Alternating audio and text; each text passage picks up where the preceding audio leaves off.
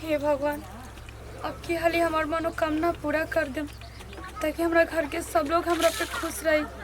इतना दिन से तो रउआ रोआते बनी, बड़ा आस लागल बाटे।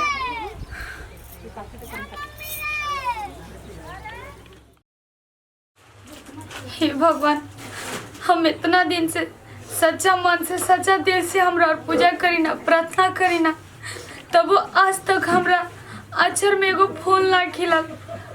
हे भगवान, आखिर हमार का गलती बाटे? सबके उनसे हंसा बोला बतियावा, आज तक कोनो गलती नहीं की कैले, फिर काहे को हुकावत नहीं हमरा के भगवान? सब लोग बाजिन के नाम रख देले बा हमरा के, कोई अच्छा से बोलत बतियावत नहीं के। हे भगवान, बस इतने विनती करत देनी ये हमार गोद भर दी ताकि लोग हमार बाजिन के नाम छोड़ देवे। अरे भौजी, तू काहे रोताड़ू? अरे आज न तो कल जरूर भगवान सुनियन प्रार्थना। देखो भौजी, तोरा आँख से आंसू ना निकला गेला, तू मत रो, जरूर भगवान तारा चरण में फूल खिलाइन भौजी। अरे बुच्ची, ये तो मन में आस और विश्वास लेके पूजा करी ना, और रोज यही भगवान से कही ना कि कब हमरा आचरा में एगो फूल खिले ताकि लोग हमरा के बाजिन के नाम छोड़ा देवे।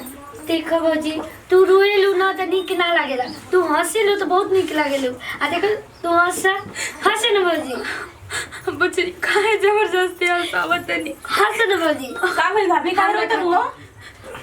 ये दीदी समझा ना, भौजी पगला गल बड़ी।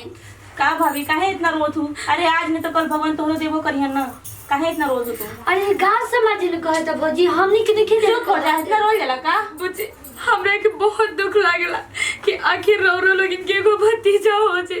रो लोग इनके लोग नानू करे के एगो भतीजा देंगे। कितना दिन के 10 15 साल होला, तू इतना दिन में रोत हूँ? तू इतना रो तो भैया का का होल बताओ? देखो चुप हो जा, मत रो तू। आ दुनिया समाज के तू छोड़, दुनिया समाज का कहत है का नहीं कहत, और हमनी के परिवार नहीं जाने कुछ कहत। और जब भगवान खुद दिया हमनी के खिलावल जाए। हमर मम्मी जी के मुंह देख कन्या आंसू आवेला। अभी का हुई हो? देख मां से इनकरा समझाओ तनी, काहे रोत है? का भइल बा? मम्मी जी आज सोचत रहे कि आज हमार लड़का रहते कितना अच्छा रहित ना। देख के जान पगलाई बड़ू का? हमने के जब चिंता नहीं करता, तारे कौन चिंता कर? भगवान दिया ना, चुप हो बता। कोई भगवान की पागल निकल मर जाए। मम्मी जी ये सोच के रोए नहीं। आज ना तो कल दिया ना भगवान, हेंतन सबूर के फल मीठा हो गेला। अभी भेट कौन भेट दिन हो गेल बउए? अरे 10-12 बरस हो गेल का हो? होई ना, अब चुप करा बस। अब तो ही तेरे अच्छे से भौजाई बाड़ू इतना सबके हंसाव ले, तो ही तेरे वो तो हमने के का होई? क्यों ना कुछ कली शंका हो? मम्मी जी हम पूजा करे गई रही तो क्यों रहे हम ना चिन्हत रहे, उनके कहत रहे लोग कि उ दीदी चिराई कहती कि फल्ला के पतो हड़ी इतना दिन शादी कइला भइले को लइका भइगा भइल बाकी ना। उ त रानी दोसरे के देख के जरे में ना लागल बैसन। अब तो चाहत ऐसन तो कैसे करे ते कनी के घर में झगड़ा झंझट हो को आईती करो कान भर चलत ऐसन। के बहुत दुख लागल मां। तू चुप हो जा, तू कोई के बात नहीं के सुने के। अब पूजा उन्हें नहीं के करे जाए के, बुझाइल? करे को त अपना बागने में हम तुलसी जी को बना रही थी, कर देते न, रोप देते ना। अब जे पूजा करी हो ये कुल तो देख देख के जब तक लेकिन हमरो ले कहत रहसन, हम कहनी तोहने का छाती फाटत हो, हमारा कुछ होत नहीं केता होई ना। भगवान जी दिया ओई ना अपना बस में बा कोई के समझाओ रे माई की ना रोए के। देखा आज खराब हो, आज के बाद रो दे बोलो तो हम तारा से ना बात बुझाइल। मम्मी जी रे लोग इतना हमर सहारा बनी। हमनी के तरह की कुछ कर में ना दिया ना, हमनी के सबूर कइले बनी जे ना। चुप हो जाता, हंसा नहीं कुछ ना बोल। बता तू को ननद वैसन करत हियो, एकन संगे हंसब बोलबो तबे ने एकन एक मन लागी हयो शादीशुदा बिया आइल बिया ते कर हंसब बोलब तबे कर रोया। त हम कैसे रह मम्मी बता त? आई बताओ पूजा के है जब बैठ के रोत रू है खलो लोग ना ना हमारी बात सुन के खाए के मन नहीं। अरे पागल, कम से कम अपन देहिया देख, देहिया ना रही तो बाल बच्चे लेके क्या करबू? चटबू ले जो तब खेत तो छुटकी भाभी चली चले ना रहो खाली कर ना हम खइले बनी तनी ये भौजी अभी चलो, बने के कर खाना- खा लो पहले माई चलो, आवत खाना हम ना। द्वार पे ले देख के चलो बाबू।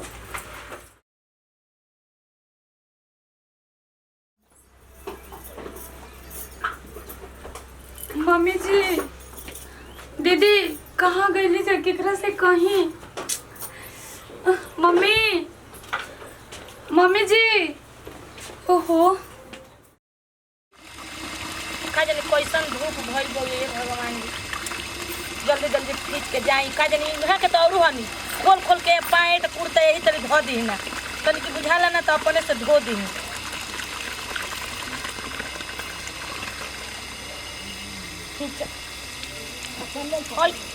आबे हमर लड़किया की सड़िया हो अब का हम कहीं वो तो हरामिए भइल बिए न ससुराइतिन हो गो लेकिन वो साड़ी धोए को करा ना बुझाई कुल पतोहिए पे छोड़ देबे ले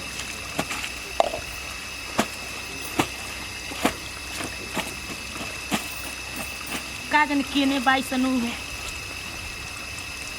मम्मी का हो मम्मी जी बोला रुआ यहाँ बनी घर आ तू यही जाया गुलगू पता ना कैसन कैसन तो मन होता का हो गई उल्टी लेखा मन होता आ चक्कर होता चक्कर आवत का ये भगवान हमनी के प्रार्थना सुन लगा अच्छा रुक रुक सुना ना हम जाता नहीं तार बाबूजी ले एगो आवेला बाथरूम चेक करे वाला हाँ। उहे जाता नहीं बाजार ले मंगवावत नहीं ना तो चेक करके तब बताइम करा के ठीक बा आ लेकिन जाई देखिए काम उम मत करिए ना जी ना तो गिर और जेबू जाके चुपचाप लेट तार मन होता था उल्टी होता खटाई खा ली मम्मी जी आ खा लियो अचार वाले के डले बनी बढ़ी के अचार वाले के खा ले तो कबे से खोजत रहने रहो के तो ये पूछे आइलू जा ठीक जा बा। जल्दी जा हे भगवान जी जा दो जैसे सुनाओ तो ना लागो तो हमारा तो उहे बात बन हमनी के दे देता न तो कुल गांव मोहल्ला के ना कुल जाना के मुंह करिया हो जाए जिन हमरा पतो ही कैसे कहत है जात नहीं पहले बुढ़ऊ ले कहे बाद में लूगा फिर खैनी ओनी खाइल जाऊ आ तब चलल जाऊ खेत घूमे क्या हो चाचा हाँ शंभू आऊ आऊ प्रणाम बैठ चा। प्रणाम हो चाचा। चल भाई बैठ बैठ अब कपारा पर बैठ बहनिया बैठ ए रुको ना मर्दे तू तो खाली हनी की कुल सहेड़े लहेड़े ही हो रहता रह। क्या समाचार बाबू ठीक थे तो बढ़िया से भौजी जी क्या चल रहा है मैं भौजी के भौजी ठीके बाड़ी चाचियो तहार ठीके बाड़ी बनाओ चाचा बेसी है चाची के समाचार पूछा था कि चाची यार के बता बाप हमारा संगे नु खा ले अब तू लगला हमारा संगे खाए अरे हमनी के अब समय आ गेल तो बाप देखा, बाप बनाए खाली है खाए जो कोनो गलती नहीं कहत नहीं के बेटा तो खड़ा होके ना पालो जब बेटा नु बरोबर हो जाला सनु बेटा ना रहला सब दोस्त देखा हो जाला कतनो बढ़ जई है नु नीचे ही रहिए जाना था अरे वो तो बात भइले बच्चा चाचा बस बस अबे से फागुन नियर आय हाय हाय हम फागुन में हमरो मन करता ए जी क्या कर करते जी चाची चाची का हो बचवा बैठा जी बैठा हां ठीक बनी तो हन नहीं जका करता हो जा अरे चाचा संग चोला के लइका हड़त से त का करता कहां मैंने सुनी ना एगो काम बा जाओ तोहरो फगुआ में रही रही के रौरा तो खाली नु बुढ़ाई कोई नहीं लेकिन लइके वाला बुद्धि बगे का कह का लेके सुनी ना एगो बात कहे के बगे कह बड़ी एगो खुशी के बात बजी का आ सुनी ना हमन छोटकी के ना पतोहिया के हां बबुआ बो के बोल हाँ ओकर तनी तबीयत खराब लागता लेकिन हमरा लागत नहीं तो कुछ नया समाचार बगे का मन तो करत दादा बड़ी खुश अरे, भइला बा कि सुनी ढेर तो- आदमी देखत ताने से सुनी पहले जाई बाजार ले एगो चेक करे आइला ना बाथरूम हां उहे पहले ले ले आई चेक पीडी किट ले ले हाँ, आवत तनी हाँ पहले ले ले आई त आ तब पहले अभी कोई ले कुछ कह मत ना तो जाके लबरा हनी कहीं जाके कह दे डॉक्टर पूछी न तो कहो कि तर चाची मंगली है अरे बुढ़ऊ जा तुम ई बुढ़ऊ के ना बुढ़ैलन लेकिन बुद्धि कुछो ना भइल हे भगवान जी अब हम का करी कहत हमरे के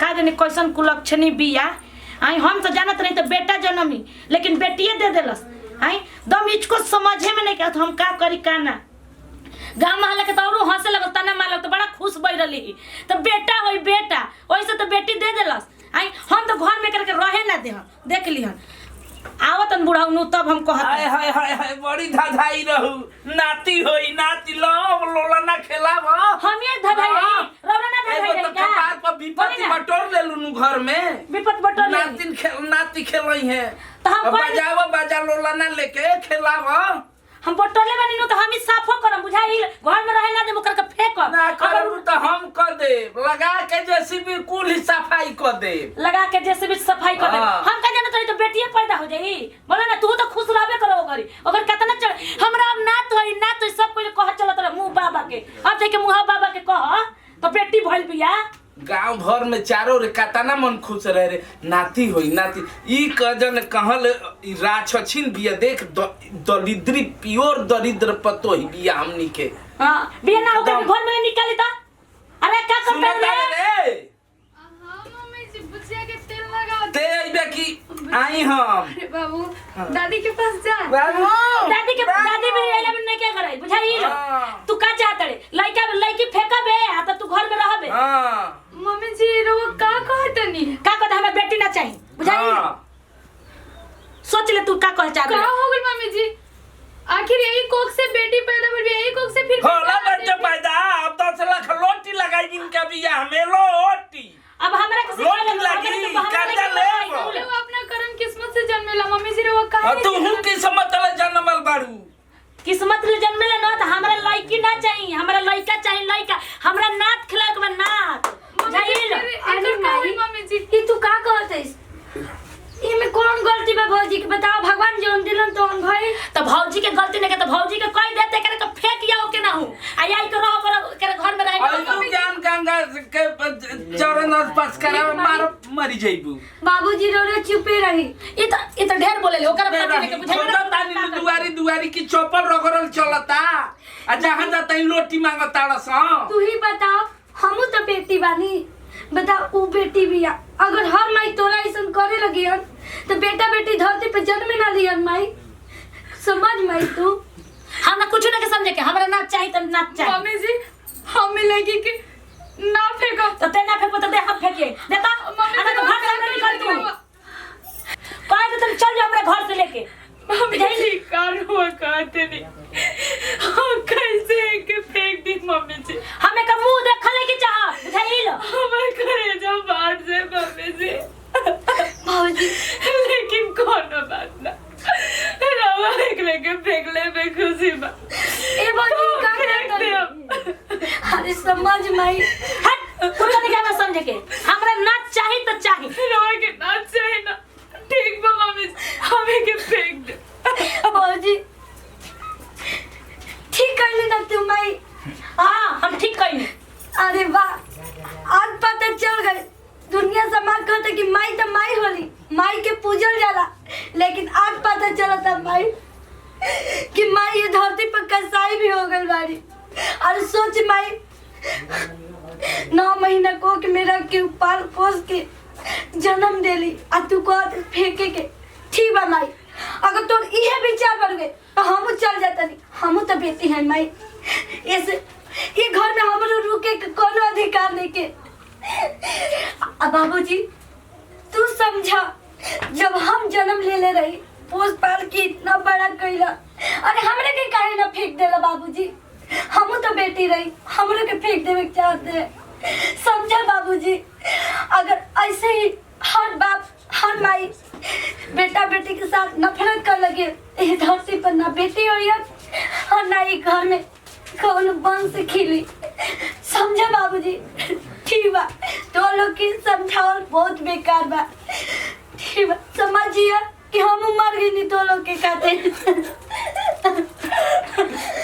ना भाई बेटी हमने के समझ में ना आवत रहे हे भगवान हमने की का कहने जा हमने का भी जाते हम लेके आवे बतावा अरे एक एक कोख से बेटा बेटी दोनों जन्म लेवेला फिर बेटी के साथ काहे ऐसे लोग करेला चला इतना बोले से माई बाबू के ज्ञान खुलल ना हमरो जाए के चाहिए भौजी के रोके के चाहिए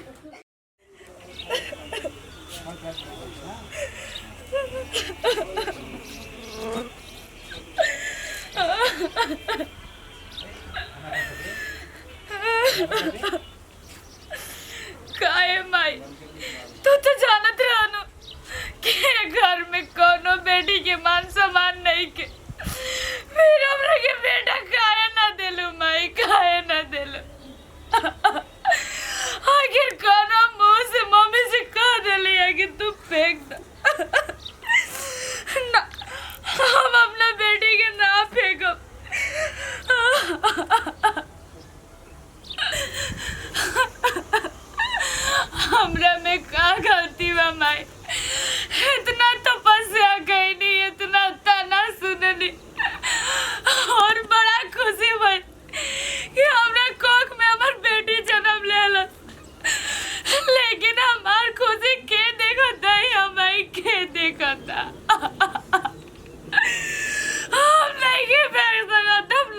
नहीं गया।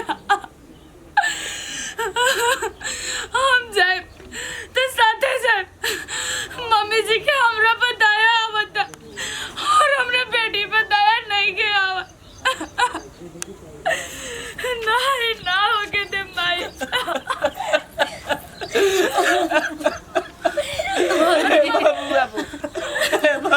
कन्या ऐसे मत करो, मम्मी के ना समझत रही जा।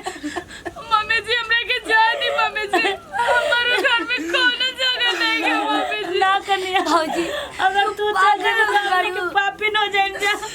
हमनी के अरे पापी तो हम बानी कि रवा लोगिन के इतना दिन के खुशी में आग लगा देनी एगो बेटी के जन्म। ऐसे मत कहो, तू हमनी के घर के लक्ष्मी बाड़ू। हमरा ना समझ में आइल, हमनी के माफ कर दे। ये तो हमनी के घर में लक्ष्मी जन्म ले ले बिया। ना माजी हमार बेटी अगर लक्ष्मी रहते हम ऐसे ना बोलते। हमरा के माफ कर दे, हमरा समझ में ना आवत रहे ऐसे हम ऐसा बात बोल देनी। लेकिन हमार बेटी आज हमरा को समझा देलस। तू पागल हो गई बारू। अगर कोई कह दे कि तू अपन औलाद की जान से मार दे तो तू मार दे माई हो। ना मुझे हम ना मारब। हम तो कहत रहे कि हम साथे अपन बेटी के साथ। ए बबुआ बाबूजी वो देख खदेरत रहनी ना। हाँ बबुआ हम खदेरत रही रे। घरे तो हमारा शरीर है अपन आत्मा खदेरत रही। पगला गई रही हम पगला गई रही। ए बबुआ तार मुंह देखले रही तो तारा के हम अंगूठी देले रही। लेकिन आज तार मुंह देख के भीख में अपन नातिन मांगो तनी हमारा के हमार नातिन दे दो। हमार खुशी दे दो हमार बबुआ। माफ कर दे बेटी माफ कर दो हमार बेटी। भले कहेंगे बाबूजी हम।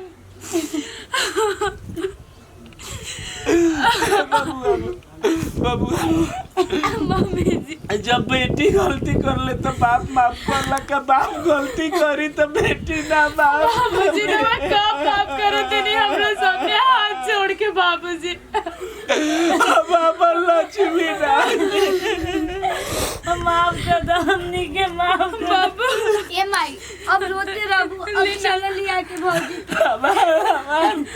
मम्मी बाबूजी हमरा के माफ कर अब दे। लेके चलिए। मम्मी ने समझ में तेरी हमने के धूमधाम सोना जैसा नाती के पेटे काट रही। इस सबरार के बाबा मैं रवि लोग के मुझे दिमाग दे दिया। ऐसे तोरे काला में लालचीन कही की। हमरा के ना बाबू जान बजाए जवन सजा दे दी। हम पापी न रही। मम्मी जी रवा का बोला तेरी रवा तो समाज के देखा इसके बोलत रहनी ना रवा ए भौजी अब चला। अब माई तू रो जान। अब अपनी के धूमधाम से सोहर गा बन जाए। चली बाबूजी।